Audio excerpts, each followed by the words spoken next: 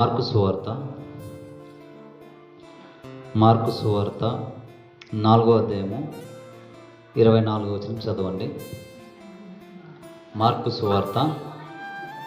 మరియు ఆయన మీరేమి వినుచున్నారో జాగ్రత్తగా చూసుకున్నాడు. చాలాగంటే మళ్ళీ చదువు. మరియు ఆయన మీరేమి వినుచున్నారో జాగ్రత్తగా చూసుకున్నాడు. జాగ్రత్త. ఈరోజు అంటే జాగ్రత్త గురించి ఆలోచిద్దామండి. ఓకేనా?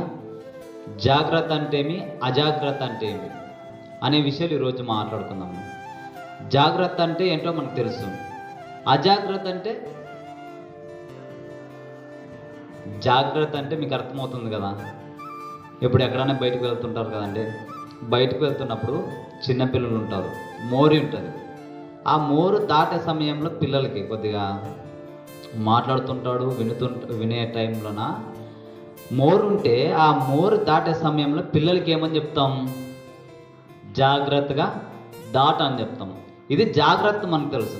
అజాగ్రత్త అంటే, అజాగ్రత్త వల్ల చనిపోయిన వాళ్ళు ఉన్నారు, చచ్చిపోతారంట అజాగ్రత్తగా ఉంటే. చూసారు ఒకసారి సామెతలు గ్రంథము 19వ అధ్యాయము ఎక్కడ చదువుతారంటే 16 చదవండి.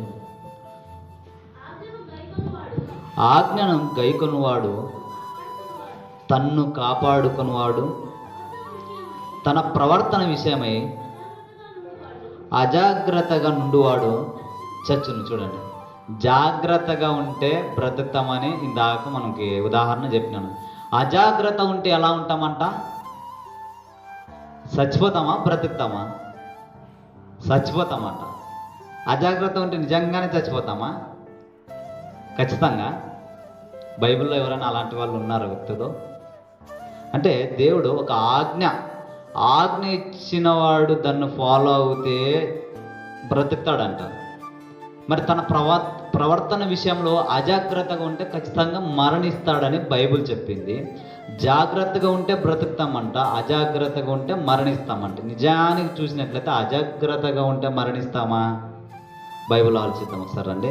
అది ఆలోచించి మీకు అర్థం కావడానికి అర్థం రీతిగా చెప్పడానికి ప్రయత్నిస్తా. అపోస్తుల కార్యములు 20వ అధ్యాయము 9వ వచనం చదవండి.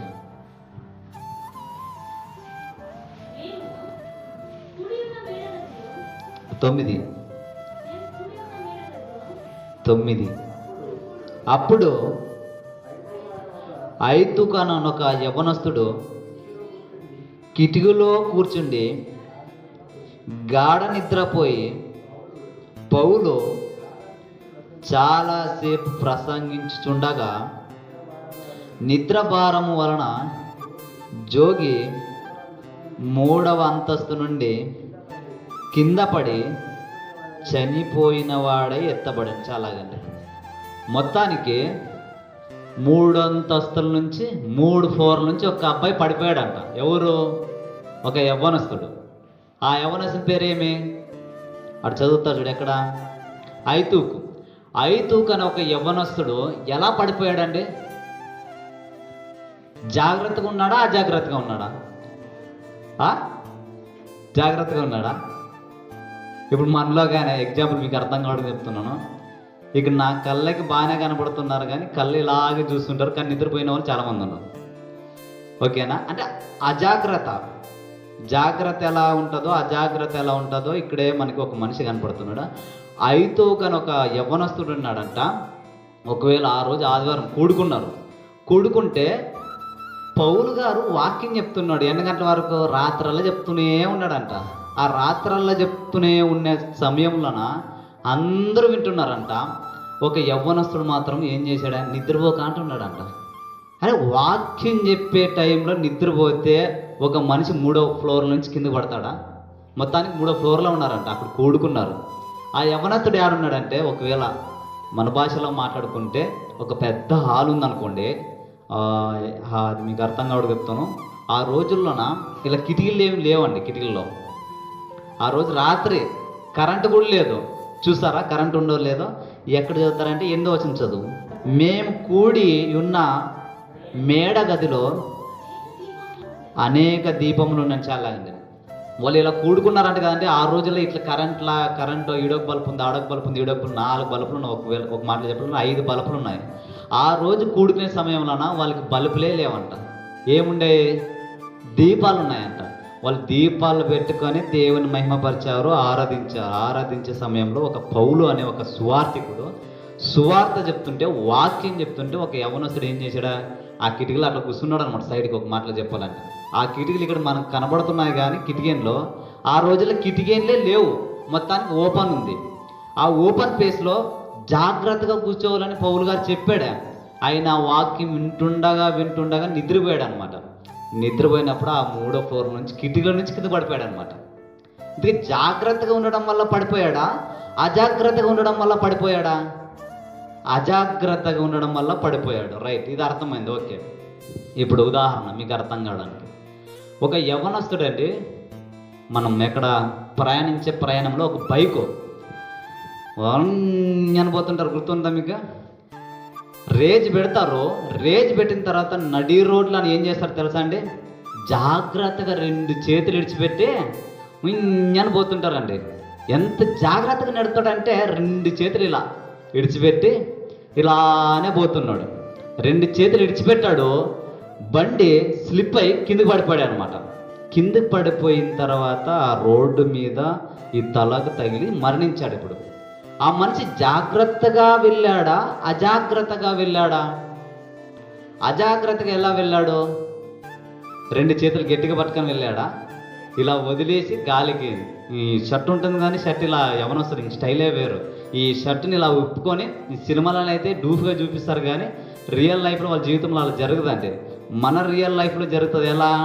ఇలా చేతులు ఇడుచుకొని ఈ షర్ట్ ఇలా బటన్స్ ఇప్పుకొని ఆ బండి మీద బొమ్మకంటూ చేతులు ఇలా ఇడిచిపెట్టి అజాగ్రత్తగా నడిపినప్పుడు ఖచ్చితంగా ఆ యవ్వనస్తులు కిందకి పడి చనిపోతారా? లేదండి, చనిపోతాడు. ఆ రోజు కూడా 5 అనే ఒక యవ్వనస్తుడు వాక్యం విని నిద్ర మేలుకోవాలి కానీ, చెప్పండి, అజాగ్రత్తగా ఉంటూ నిద్రలో ఉంటూ ఆ యవ్వనస్తుడు 3 అంతస్తుల నుంచి కిందికి పడిపోయాడంట. దెబ్బలు తగిలింటావా? లేదండి, చచ్చిపోయాడని చెప్పారు కదా బైబిల్లో. చనిపోయాడని చెప్పాడు. మొత్తానికి చనిపోలేదు, మొత్తానికి చనిపోయే పరిస్థితుల్లో ఉన్నాడు ఆయన. మరి పౌలు గారు ఆ 3 ఫ్లోర్ల నుంచి దిగి వచ్చి మరి ఆ యవ్వనస్తుని హత్తుకొని ఆదరించి మళ్ళీ పైకి తీసుకొని వస్తారు. ఒక మాటలో చెప్పాలంటే, అంటే అజాగ్రత్తగా ఉంటే మనిషి మరణిస్తాడంట, జాగ్రత్తగా ఉంటే తన ప్రాణాన్ని కాపాడుకుంటున్నాడంట. ఇప్పుడు జాగ్రత్త అంటే ఏ విషయంలో జాగ్రత్త ఉంటున్నాం మనము? తినే తిండి విషయంలో జాగ్రత్త ఉంటాం లేదంటే? తినే తిండి విషయంలో టైం అయ్యేదంటే 1 గంట అయ్యేదంటే చెప్పాలి, తినాలి, 9 అయితే తినాలి. ఇది జాగ్రత్తగా పాటిస్తున్నారు కానీ వాక్యంలో మీరు జాగ్రత్తగా వింటున్నారా లేదనే విషయాలు ఖచ్చితంగా ఈరోజు మీరు ఆలోచించాలి. జాగ్రత్త ఏంటో మీరు తెలుసుకున్నారు. అజాగ్రత్త వలన ప్రమాదం పొంచుకొని వస్తుందంటే ఖచ్చితంగా ప్రమాదం పొంచుకోవడమే కాదు, చివరికి మరణిస్తాడానికి అని చెప్పిందనమాట బైబుల్. ఒక అబ్బాయి అంటే ఇలాగే హెల్మెట్ గవర్నమెంట్ రూల్స్ వచ్చాయి అన్నమాట. ఏమని? బండి వస్తుంది కానీ బండి కొత్తగా షోరూంలో తీసుకున్నప్పుడు బైక్తో పాటు హెల్మెట్ ఇస్తారనమాట. ఆ హెల్మెట్ ఎక్కడైనా దూరం ప్రయాణం అయినా సరే, లేదంటే పక్కనున్న ప్రయాణానికి వేరే ప్రాంతానికి వెళ్ళాలన్నా సరే హెల్మెట్ వేసుకొని మనం బయలుదేరాలి. హెల్మెట్ వేసుకొని బయలుదేరితేనే మనిషికి సేఫ్టీ ఉంటుంది, జాగ్రత్తగా వెళ్ళగలడు. ఇప్పుడు గవర్నమెంట్ చెప్పిన రూల్స్ ప్రకారంగా హెల్మెట్ తీసేసి మనోళ్ళు ఏం చేస్తారు చెప్పండి? జర్నీ చేస్తారు. ఆ టైంలో అనండి ఏదో స్కిడ్ అయ్యి, లేదంటే ఒక పొరపాటున బ్రేక్లే ఫెయిల్ అయిపోతుంది. తర్వాత స్పీడ్ బ్రేకర్లోన పొరపాటున 3-4 ప్రయాణించే సమయంలో స్పీడ్ బ్రేకర్లో లటక్కని బ్రేక్ వేసేసరికి 3 అట్లనే పడిపోతారండి. ఆ టైంలో పడిన వెంటనే ఆ రోడ్డుకి కానీ తల తగిలింది అనుకోండి, మనిషి చనిపోతాడా లేదా? జాగ్రత్తగా చెప్పిన గవర్నమెంట్ రూల్స్ హెల్మెట్ వేసుకొని మీరు ప్రయాణిస్తే దెబ్బలేమి తగలవలకేసని ఎన్నో చెప్పాయన్నమాట. ఇది గవర్నమెంట్ చెప్పిన రూల్స్ కాదు కానీ బైబిల్ ఏనాడే చెప్పిందండి. మీ ప్రవర్తన విషయంలో జాగ్రత్త అని చెప్పింది. అజాగ్రత్తగా ఉంటే మరణిస్తారని చెప్పింది. మరి ఈ రోజుల్లో తమకున్న కుటుంబాల్లో కావచ్చు, లేదంటే యవ్వన కాలంలో కావచ్చు, ఏ విధంగా ఉంటున్నారు? జాగ్రత్తగా ఉంటున్నారా? అజాగ్రత్తగా ఉంటున్నారా? జాగ్రత్తగా ఉండడం వల్ల ఎలా ముందుకు పోతామో, అజాగ్రత్తగా ఉండడం వల్ల ఎలా మరణిస్తామనే విషయాలు బైబిల్లో మనకు తెలిసినాయి. ఐతు అనే ఒక యవ్వనస్తుడు అజాగ్రత్తగా ఉన్నాడంట వాక్యం విషయంలో. ఇక్కడ కూడా నిద్రపోతున్నారు మనోళ్ళు కొంతమంది. జాగ్రత్తగా ఉన్నారా? అజాగ్రత్తగా ఉన్నారా? అజాగ్రత్తగా ఉన్నారు. నిజమా కాదు? ఈ అజాగ్రత్తగా అనేది మీరు ఇలాగే నిద్రపోతారు అనుకోండి, నిద్ర మేల్పు కొలిపే ఒక విషయం వస్తుంది, ఒక రోజు వస్తుంది. ఎప్పుడు? ఆ రోజు నిద్రపోదామన్నా నిద్రపోరు. ఆ రోజు కింద మంటలే, పైన అరుపులే. నిజమా కాదు? గుంటూరు టైంలోనండి మనోళ్ళు మెరకసుగ్గికి వెళ్తారు కదండి. కొంతమంది నోట్లో వింటుంటాం మాట ఏమని, అరే పైదేమి ఎండ, కిందేమో మంట అనేవాళ్ళు ఎంతమంది లేరండి? కింద అంటే ఎక్కడ కాదు, కింద భూమి, కాళ్ళు మండుతుంటాయి. నిజమే కదా? పైనేమి ఎండ. అరే ఈ తాత్కాలికంగా ఈ భూమి మీదే మీరు అంత ఆరాటం, అంత ఇది పడుతుంటే, మంట పడుతుంటే, ఈ జాగ్రత్త విషయంలో అజాగ్రత్తగా ఉంటే రేపు పొద్దున చనిపోతే, నరకానికి వెళ్ళిపోతే ఖచ్చితంగా మీకు మంట అనేది ఉంటుందా? ఉండదా? ఖచ్చితంగా ఉంటుందండి. దేని విషయంలో అయినా అజాగ్రత్తగా ఉండొచ్చు, కానీ దేవుని విషయంలో జాగ్రత్తగా ఉండాలి. యవనస్తులు ఇంతవరకు చెప్పాను, బండి మీద ఒకవేళ అజాగ్రత్తగా వెళ్ళిపోతే మరణిస్తాడని చెప్పాను. వాక్యం విషయంలో ఐతు అనే ఒక యవ్వనస్తుడు అజాగ్రత్తగా ఉన్న అందరూ వింటుంటే ఈ మనిషి ఏమి నిద్రపోయాడంట. మనలో కూడా కొంతమంది ఉంటారు కదండి, తూగుతుంటారు ఇట్లా నిద్ర. ఆ టైంలో ఒక్కొక్కసారి కింద పడిపోయిన వాళ్ళు ఉన్నారు. అంటే ఈడంటే ఈడ కాదు, కొంతమంది వాక్యం చెప్పే ఒక ప్రాంతాల్లోన, కొన్ని ఊర్లను. ఆ రోజు అయితే ఒక యవనస్తుడు కిటికీలో కూర్చొని పౌలు గారు ప్రసంగం చెప్తుంటే వింటా ఉన్నాడంటే, వింటే ఒకవేళ ఆ రోజు మరి ఐదు అనే ఒక యవనస్తుడు నిద్ర వచ్చింటే పండుకుంటే మంచిగా ఉండేది. ఆ వాక్యం వినుకుంటే ఎవరు నన్ను చూడలే అనుకున్నాడేమో నాకు తెలిసి. ఆ వాక్యం వినుకుంటే నిద్రపోయాడంట. నిద్రపోయే సమయంలో 3 ఫ్లోర్ల నుంచి కింద పడ్డాడంట. మనం 3 ఫ్లోర్ల నుంచి పడాల్సిన అవసరం లేదు, కానీ ఇక్కడే ఉంటాము, నిద్రపోతామంట. ఎలా? అజాగ్రత్త. వాక్యం వినమంటే మనం జాగ్రత్తగా వినలేమంటారు. అదే యేసుక్రీస్తు వారు అన్నాడు, మీరేమి వినుచున్నారో జాగ్రత్తగా వినాలని చెప్పాడా? అజాగ్రత్తగా వినాలని చెప్పాడా? జాగ్రత్తగా వినాలని చెప్పాడు. కాబట్టి మీ జీవితంలో ఎన్నో విషయాల్లో జాగ్రత్తగా ఉంటున్నారు, కానీ దేవుని విషయంలో ఖచ్చితంగా జాగ్రత్తగా ఉండాలండి. నిజమా కాదా? మన ఊర్లో ఇక్కడెక్కడ బండ మీద మెరకలు వేసారు. దాని విషయంలో నైట్ ఎవరో వచ్చి ఎత్తుకొని వెళ్ళిపోతారని అక్కడే పండుకోవాలని చాలామంది జాగ్రత్త పడుతున్నారా లేదా?